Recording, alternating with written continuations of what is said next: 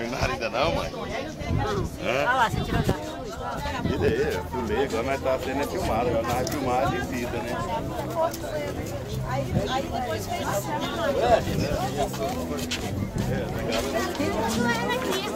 É, nós somos assim, ó. É. A gente subir lá e fazer o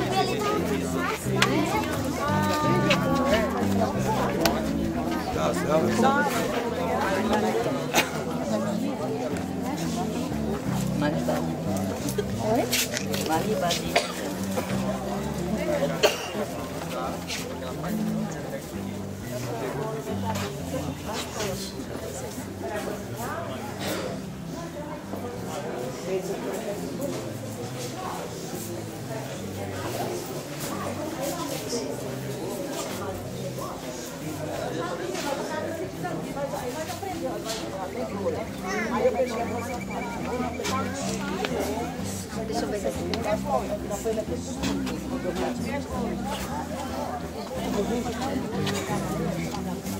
Ela vinha sofrendo muito bem com a dor no estômago.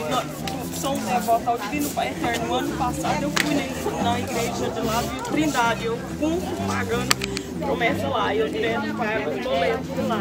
E esse ano eu falei pra ela subir de ajoelho que com certeza o Divino Pai Eterno ele paga com ela pra tirar ela.